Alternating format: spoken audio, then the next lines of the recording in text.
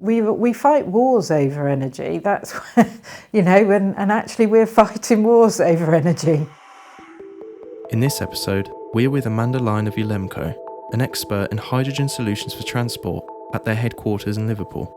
I set up ULEMCo 11 years ago now to commercialise hydrogen using technology in the sort of commercial vehicle space. Largely from sort of 3.5 tonne vans upwards to big HGVs. We also ultimately can apply the technology across anything that's sort of more heavy duty and stuff like that. Transport for the UK is around about a third of all our greenhouse gas emissions now. Now that is covering all transport applications, whether that's passenger cars or marine and that kind of stuff. But, that's a third. And the future for hydrogen has the potential to have the sort of scope of an economy that would be similar to what we currently do for electricity. But in transport, it's about this fuel, and it's just hard to replace, where we're doing great strides for replacing electricity with renewables. We still have a big challenge in heating and in transport fuels. Most people like yourself would say, oh, well, we want electric vehicles as part of that solution. And, electric vehicles offer an opportunity because they're zero emission out the tailpipe. That's the term that people refer to. However, you need to make that electricity. You also need to make it available where you want to fill your car up or charge your car up. And, all of that is really very difficult to do. So transport is hard to decarbonise, full stop. The opportunity for hydrogen is it better matches what you currently do today, or rather not so much you. Again, for passenger cars, we're kind of, a large proportion of us are going to need and have electric cars. I have one myself. But for some of the heavier duty applications where you need to fill up, which is what we do at the moment, and if you have a diesel truck, you'll be filling that up in minutes, certainly 5 or 10 minutes. Maybe if it was a big truck, you might make a bit longer. Whereas the idea with a truck having to charge, well, imagine the battery pack that you're actually putting in to make a truck in comparison to your passenger car. You're talking about hours of charging. And while you're doing that, the vehicle's not productive. Your driver's sitting there doing nothing. The asset is sitting on the road, parked up rather than actually doing the job it's supposed to do. So that's just one example of why we need a zero carbon fuel instead of electricity to charge. There's quite a significant move to having buses that are electric, right? We can see them across the thing.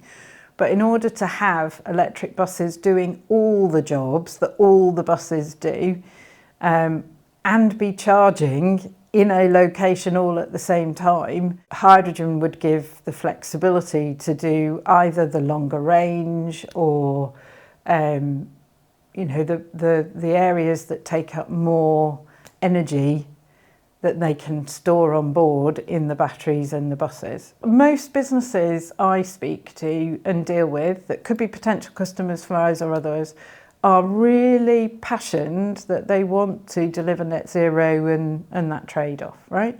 The freight and logistics organisations have recently done a survey, the Road Haulage Association, where mostly to a penny the companies want to do that. And they want to do it because they know if they're a courier delivering, an Amazon delivering product, the customers want them to do decarbonisation. Trouble is they don't necessarily want to pay for the delivery charge. So firstly, I think businesses are saying, yes, we get it. I mean, they're human beings employed in this. We've got to do something about it. But their business models run on very tight margins. The vehicles need to do the job that they're employed to do. So if you look at, a van that's an electric van and you say, well, it can do 60-mile range on a good day, they'll find ways to deploy that. And Amazon are a good example of that. The truth is that won't do the job for the other bit. So there's no point in buying it, let alone the fact that it's probably more expensive and they also have to pay to make sure that they've got the infrastructure. So I think the industry's looking for more practical solutions, more affordable solutions, and a bit more of a strategic thinking from government to help make the whole thing work properly. If it wasn't for the fact that diesel creates problems to the atmosphere, it's almost the perfect solution, and that's why it's been so ubiquitously deployed. We make it at scale. Oil is made at scale. And actually, in truth, even that's electric or hydrogen or anything else, we don't make any of that for this purpose, right? We maybe do electricity for you and I in our home, but we don't make it for charging vehicles. So it's extremely expensive to transition from one thing to another, particularly in the case of hydrogen. I'd say it works at scale. To make hydrogen is like being on a big chemical plant. I used to work in the chemical industry. It's a big chemical plant. The logic says, I want a capital investment to spread over a mass volume, right? Which is what we do with oil, right? We make it in vast quantities, refine it in vast quantities. And currently, we don't do any of that for hydrogen at all. So to start with, it's really expensive. I think the routes to making hydrogen as a technology, in transport, energy-dense fuels are ideal. That's why we have diesel. So everything else we do is a compromise. And so the challenge is that compromise is either new technology or it's the different infrastructure, and that has a cost. That compromise has a cost, so that makes it more expensive.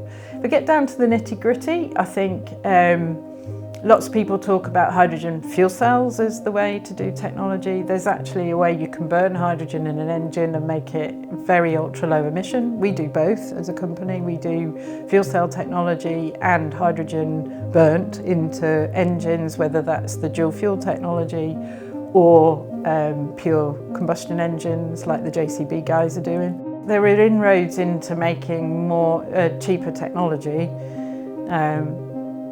Fundamentally, most of it will probably be more expensive until we're at a scale.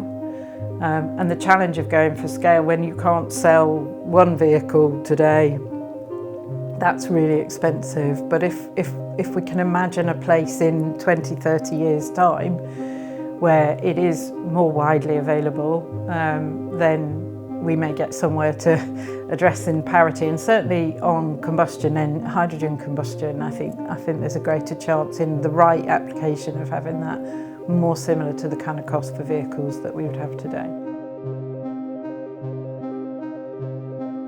In the eyes of the public, hydrogen as a fuel is highly debated in terms of its use and efficiency. We asked Amanda what her thoughts were, and she translated it to us in simple terms, without the jargon and filler.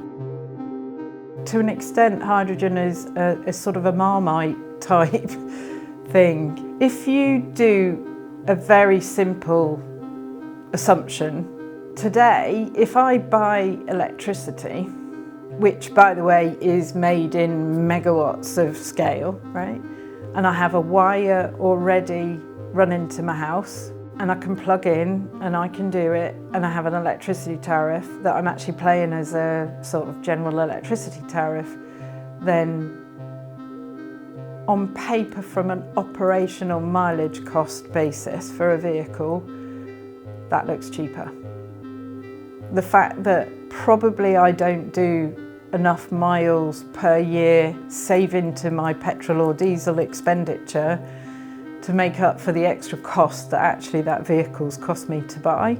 There is an appearance of an operating cost that makes it cheaper to do electric.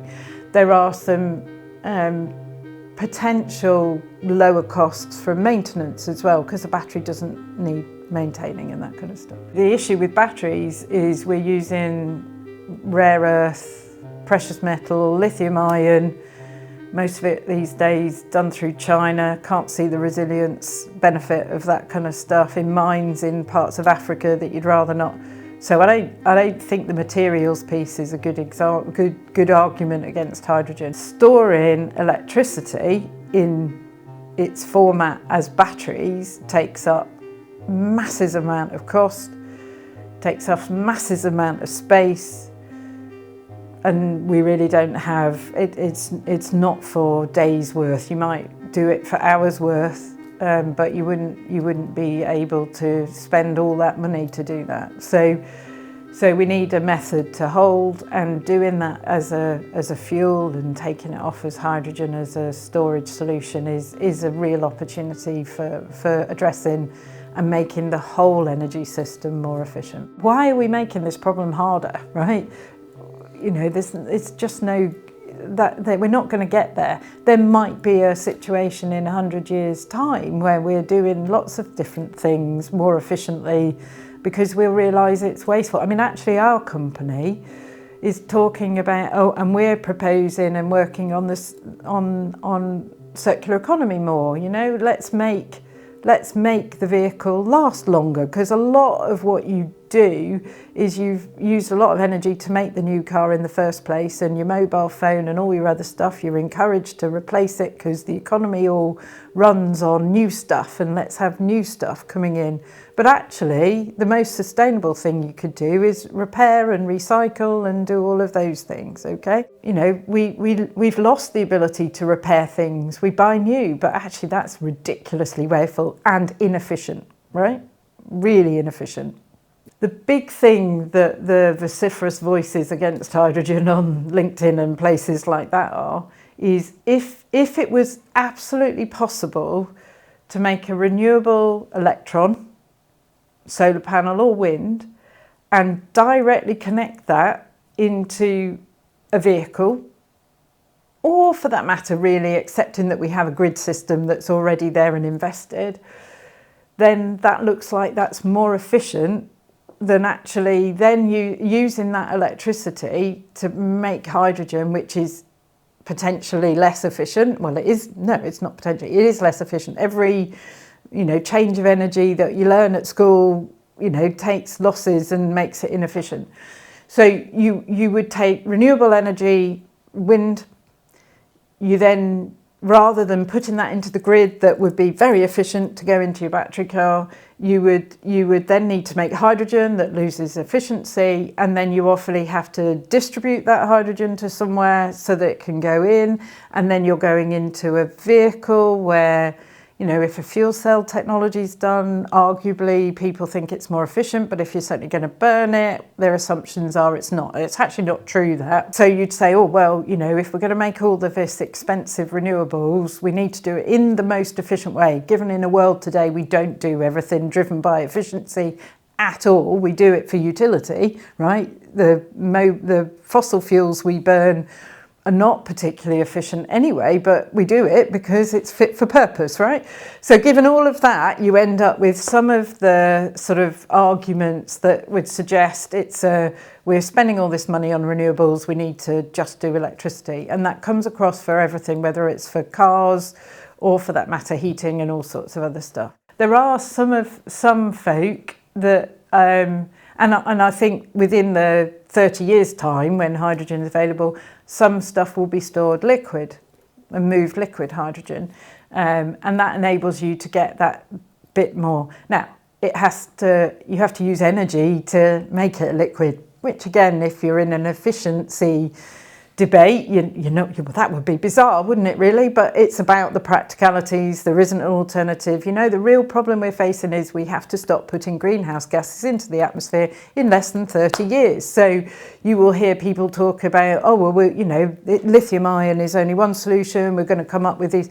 Yeah, will it be commercially available in 30 years? No. In the meantime, we're dealing with 1.5 degrees, atmosphere rising already and all the costs of doing that. The thing that everybody has to remember is none of this is easy. From what we know today, there isn't a one-size-fits-all that's fantastic, does everything you want on the box and the tin, and yet somehow everybody thinks we're going to do that. And that's because actually the truth is diesel and oil and gas have been so good, right? In the past, energy transitions like we're going through from, You know, in the days when we maybe had steam and those kind of things, or even before that, burning wood fires and wood and all that kind of stuff, have historically taken at least 130 years. And some of that still goes on now. If you go outside of the developed countries, you know, people are still, you know, cooking on fires and stuff like that, right? And we have to always remember that as well, because this is a global problem.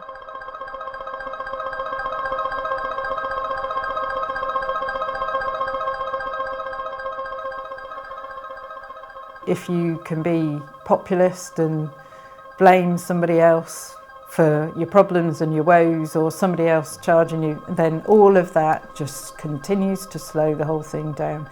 And you have to look at China as a comparison. Absolutely, I think they lead the world on electric vehicle technology, and they're going to destroy any existing businesses that the European and American businesses, frankly, because we've allowed that to sort of be that they can do that. But they also are doing hydrogen, right? And they're doing hydrogen bigger than anybody else in the world. I visited them in about 2017 and saw a factory full of buses that were being manufactured.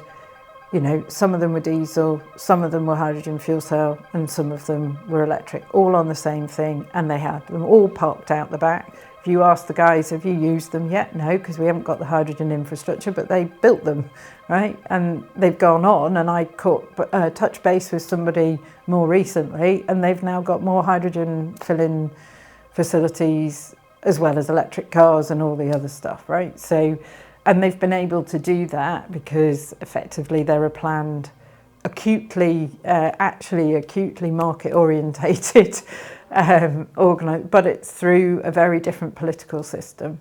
What really gets me angry is partially by a ubiquitous blindness to it. They've not listened, policymakers haven't listened to the automotive sector, who were working on hydrogen and fuel cell technology long before the Chinese ever thought of it or there was any policy that really supported it. And they said hydrogen fuel cell technology is a really good thing to do. They actually did hydrogen combustion technology, battery technology, we're not so sure about, right? Until a guy called Elon Musk sort of made everybody give somebody some hope that, you know, we can solve this quickly and easily and all the other stuff that he did, right? And all of that we've gone blind into. The automotive sector have been forced to certain things, and right now at the moment with the current European regulations, they're going to end up with fines because they've not. That's just ridiculous. When you read, you know, we want to employ people.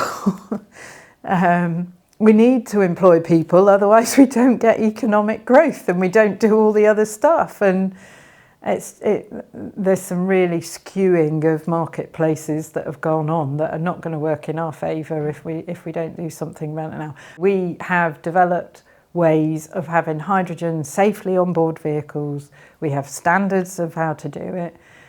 We may have burdened some of that stuff with a bit more cost than perhaps it needed because people have feared of hydrogen because of, you know, Fukushima and all that kind of stuff. So there's a general fear of hydrogen that possibly says we've imposed very strict safety standards on it, both from passenger cars and from how you make it and store it. And all of that has a cost that's probably not fair.